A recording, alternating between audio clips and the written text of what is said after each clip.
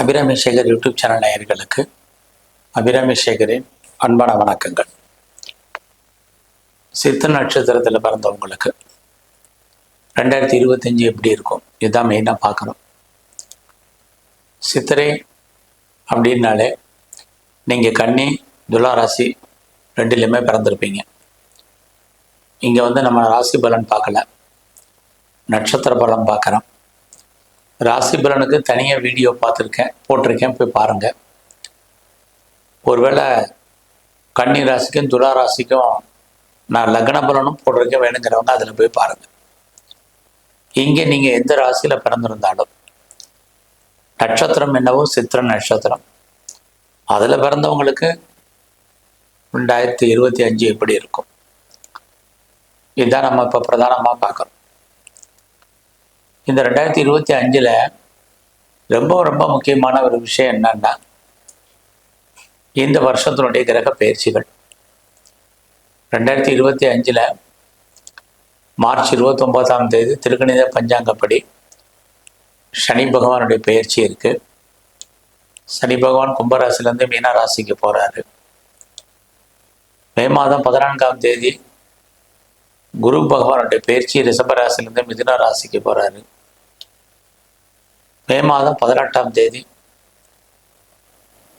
ராகு கேது பயிற்சி. ராகு மீன ராசியிலிருந்து கும்பராசிக்கும், கேது கன்னி ராசிலிருந்து துலா ராசிக்கும் பயிற்சி ஆகிறாங்க. ஆக ரொம்ப முக்கியமான கிரகங்கள் 4மே பயிற்சி ஆகிறது இந்த வருஷத்துல ரொம்ப முக்கியமான விஷயம். ஆக இந்த கிரகங்கள் எங்கெல்லாம் மூவ் ஆகுறாங்க, எங்க இருந்துட்டு எந்த ராசியை பார்க்குறாங்க, எந்த நட்சத்திரத்தில் சஞ்சாரம் பண்ணுறாங்க, மற்ற கிரகங்கள்லாம் எங்கே இருக்காங்கிறத பார்த்து இந்த வருஷம் நமக்கு எப்படி இருக்குன்னு பார்க்குறோம். மெயினாக ஒரு உண்மையை நம்ம எல்லோரும் தெரிஞ்சுக்கணும். எல்லா கிரகங்களும் நமக்கு நன்மையை செய்யும் அப்படிங்கிறது இல்லை.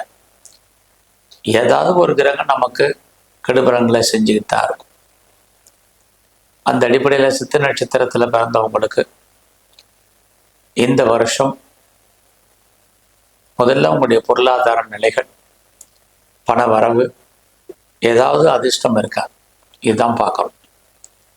அப்படி பார்க்குற போது இந்த வருஷம் மே மாதம் 14ஆம் தேதி உங்களுக்கு இதுவரைக்கும் வருமானம் இல்லாதவங்களுக்கு வருமானம், சம்பாத்தியங்கள் ஏதோ ஒரு விதத்தில் உங்கள் கையில் இருக்கும்.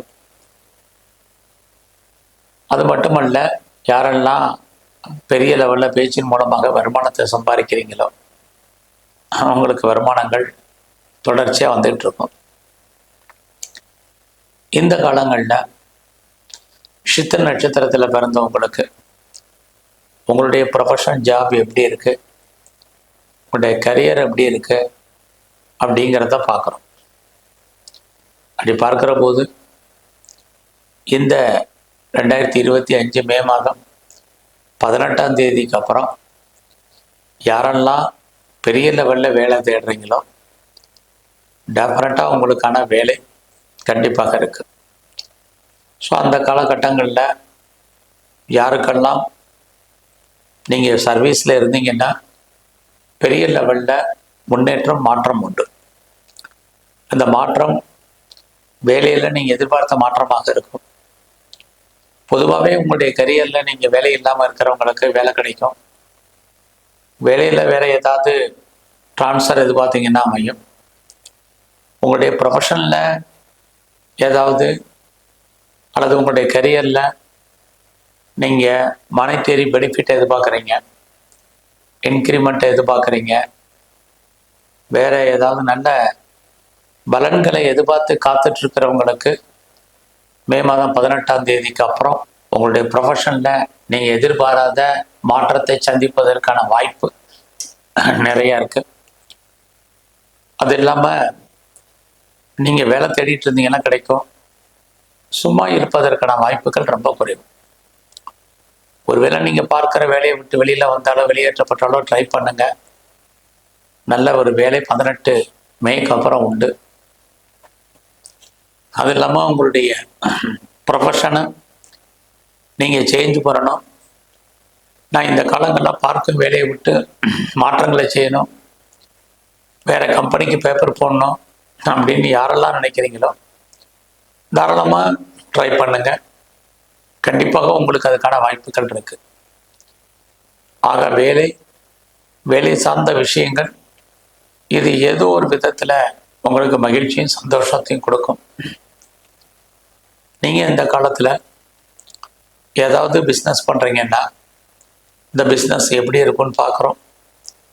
அப்படி பார்க்குற போது சித்த நட்சத்திரத்தில் பிறந்தவங்களுக்கு பிஸ்னஸ் ஓரளவுக்கு 2025 மார்ச்சுக்கு அப்புறம் நல்லா இருக்கும். நீங்கள் பெரிய லெவலில் பண்ணக்கூடிய அந்த பிஸ்னஸ் ஏதோ ஒரு ரூபத்தில் உங்களுக்கு வருமானத்தை கொடுக்கும்.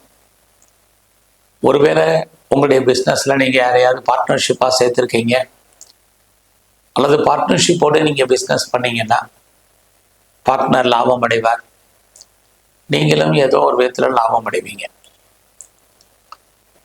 நீங்கள் ஏதாவது பெரிய லெவலில் பிஸ்னஸ் ஒன்றுக்கு மேற்பட்ட தொழில் பண்ணுறீங்க அல்லது ஒன்றுக்கு மேற்பட்ட இடத்துல அந்த பிஸ்னஸ் பண்ணுறவங்களுக்கும் மார்ச் 29க்கு அப்புறம் நல்லா இருக்கு. ஆக எது எப்படி இருந்தாலும் சித்த நட்சத்திரத்தில் பிறந்தவங்களுக்கு ப்ரொஃபஷனுக்கும் சரி உங்களுடைய ஓன் பிஸ்னஸும் சரி ஓரளவுக்கு பரவாயில்லாமல் இருக்கும். அது மட்டுமல்ல, யாரெல்லாம் நீங்கள் உற்பத்தி சார்ந்த துறைகளில் இருக்கீங்களோ உங்களுடைய ப்ரொடக்ஷனுக்கு தந்தால் நல்ல சேல்ஸு ஓரளவுக்கு ப்ராஃபிட் இருக்கு. அது மட்டுமல்ல, நீங்கள் ஏதாவது சிறு தொழில் சுய தொழில் வீட்டில் வச்சுட்டு பண்ணக்கூடிய தொழில், ஆன்லைன் பிஸ்னஸ் அல்லது சர்வீஸ் ஓரியன்டாக பண்ணக்கூடிய தொழில்கள் யாரெல்லாம் பண்ணுறீங்களோ உங்கள் பிஸ்னஸும் பெருசாக எஸ்டாப்ளிஷ் ஆகிறதுக்கான வாய்ப்பு, அதிலிருந்து உங்களுக்கு வருமானத்தை தருவதற்கான சூழ்நிலைகள் இது அத்தனையும் இந்த வருஷம் இருக்கு. ரொம்ப நாளாக திருமணம் நடக்கலை, மேரேஜ் டிலே ஆகிட்டு இருக்குங்கிறவங்களுக்கு, இது வரைக்கும் திருமணம் தள்ளி போனவங்களுக்கும் அல்லது மறுக்கப்பட்டவங்களுக்கும் திருமணம் நடப்பதற்கான வாய்ப்பு, அது சம்பந்தப்பட்ட பேச்சுவார்த்தைகள் கண்டிப்பாக நடக்கும். எப்போ நடக்கும்? மார்ச் 29ஆம் தேதிக்கு அப்புறம் சித்த நட்சத்திரத்தில் பிறந்தவங்களுக்கு அதுக்கான வாய்ப்புகள் இருக்கு. அதோட நீங்கள் ரொம்ப நாளாக கிட்ஸ் இல்லை, குழந்தை இல்லை அப்படிங்கிறவங்களுக்கு 2025 மே 14க்கு அப்புறம் குழந்தை பாக்கியத்தை எதிர்பார்த்து காத்துட்டு இருந்தீங்கன்னா கண்டிப்பாக உங்களுக்கு குழந்தை அமையும். அது மட்டுமல்ல, குடும்பத்தில் ரொம்ப நாளாக சுபகாரியங்கள் சுப நிகழ்ச்சிகள் நடப்பதற்கான வாய்ப்புகள் உருவாகும். நீங்கள் பெரிய லெவலில் ஏதாவது எஜுகேஷன் பண்ணுறீங்க, ஹையர் ஸ்டடி நல்லா இருக்குது, ஹையர் எஜுகேஷனாக நல்லா இருக்குது, பெரிய லெவலில் நீங்கள் ஒரு இண்டஸ்ட்ரியல் ஸ்டார்ட் பண்ணுறீங்க, ஸ்டார்ட் அப் கம்பெனி ஆரம்பிக்கிறீங்கன்னா நல்லாயிருக்கும். விவசாயம் சார்ந்த துறைகள் உங்களுக்கு ஓரளவுக்கு பரவாயில்லாமல் இருக்குது. ஆக இந்த சித்த நட்சத்திரத்தில் பிறந்தவங்களுக்கு யாருக்கெல்லாம் ப்ரொஃபஷன் சேஞ்ச் பண்ணுவோம் பண்ணுங்க, கம்பெனி மாறணும், வேறு கம்பெனி சுவிட்ச் ஓவர் ஆகணும் அல்லது ஹையர் ஸ்டடிக்காக இடமாற்றங்களை செய்வதற்கான வாய்ப்புகள் நிறைய உண்டு. இது அத்தனையுமே சித்த நட்சத்திரத்தில் பிறந்தவங்களுக்கு இருக்கு. ஆக இந்த காலங்களில் நீங்கள் எடுக்கக்கூடிய காரியங்கள் அத்தனையும் ஜெயமாகும்.